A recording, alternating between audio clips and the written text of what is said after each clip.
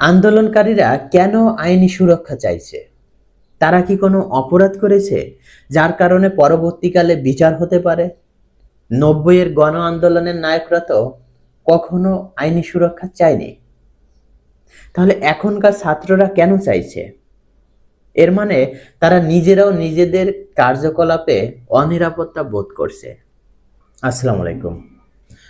মহা ধুমধামে, মহা আয়োজনে প্রধান উপদেষ্টা ডক্টর মোহাম্মদ ইউনূস সাহেব যে ঘোষণাপত্র জাতির সামনে উপস্থাপন করলেন, এতে কার কি লাভ হলো, কোন দলের কতখানি লাভ হলো, অথবা সাধারণ মানুষের এতে কি ঘটলো?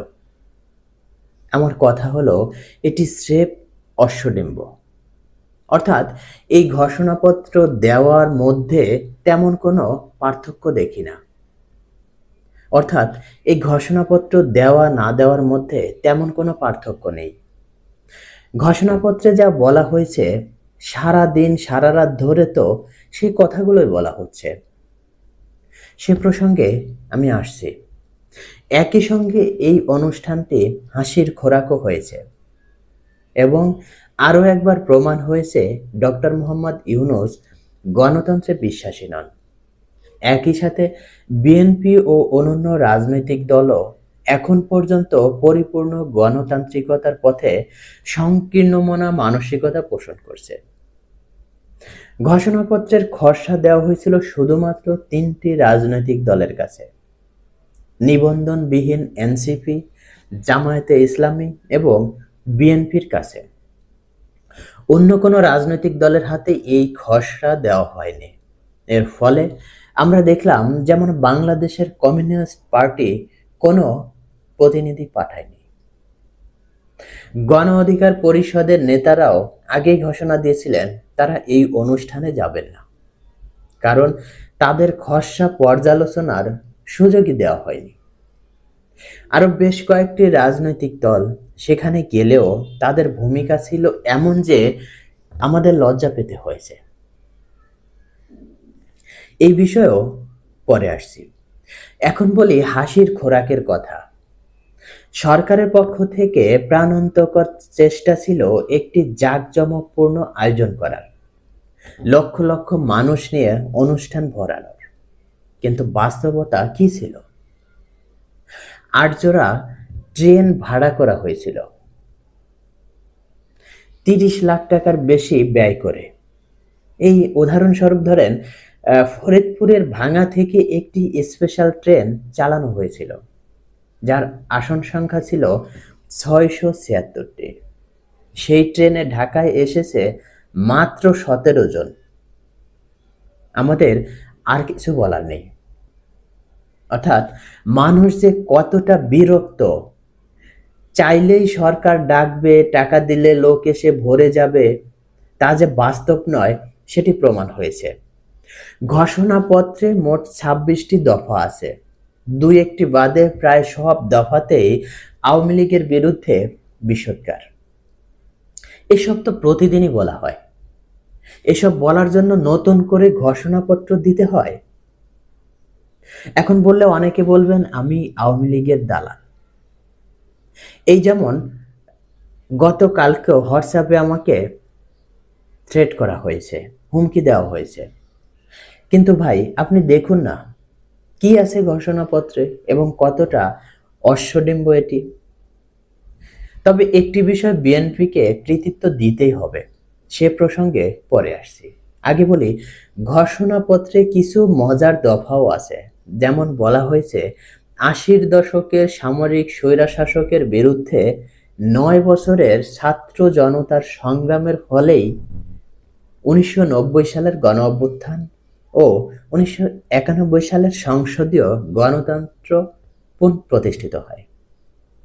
আবার বলা হয়েছে, ১/১১ ষড়যন্ত্রমূলক ব্যবস্থার মাধ্যমে শেখ হাসিনার একচ্ছত্র ফ্যাসিবাদী শাসনের পথ সুগম করা হয়। শেখ হাসিনার সময় দুষ্কর্ম হয়েছে, দুর্নীতি হয়েছে, এসব সত্য কথা। কিন্তু অন্য কারোর সময় হয়নি এগুলো? এরশাদের সামরিক শাসনের কথা বলা হলেও জিয়াউর রহমানের সামরিক শাসনের কথা কেন বলা হয়নি? বোঝাই যাচ্ছে কার প্রতি কেমন সদয় থাকতে হবে সেটির হিসাব করেই এই দফাগুলো রচিত হয়েছে। 111 প্রসঙ্গে বলা হয়েছে এই ষড়যন্ত্রমূলক নির্বাচনের মাধ্যমেই আওয়ামী লীগ ফ্যাসিবাদের পথ রচনা করে। তাহলে কি সেই নির্বাচনটিও বিতর্কিত ছিল? কিন্তু সেই সময়কার নির্বাচন কমিশনের একজন ছিলেন ব্রিগেডিয়ার জেনারেল সাখাওয়াত হোসেন, যিনি এখন এই সরকারেরই উপদেষ্টা।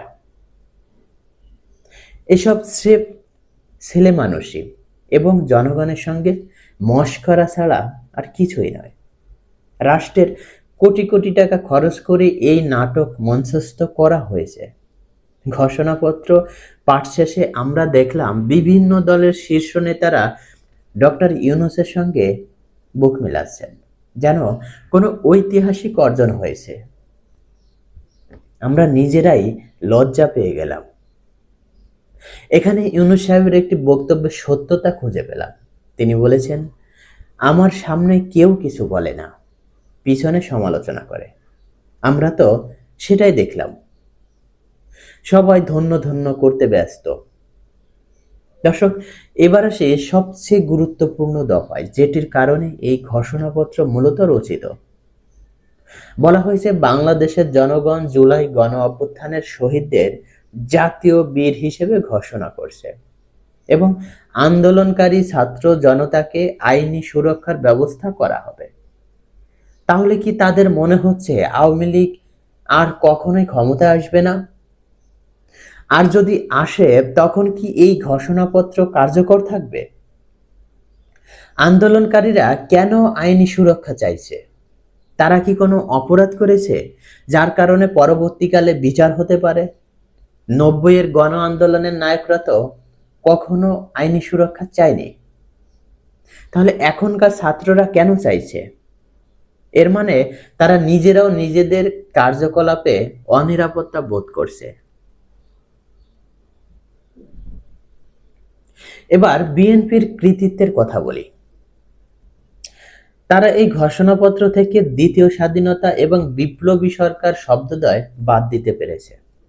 তারা এর আগে রাষ্ট্রপতির অপসারণ পরিকল্পনা ঠেকিয়েছিল, এবারও ঠেকিয়েছে। এটি বিএনপির সার্থকতা। কিন্তু যদি এগুলো বাদ দিতেই হয়, তাহলে এই ঘোষণাপত্র কেন?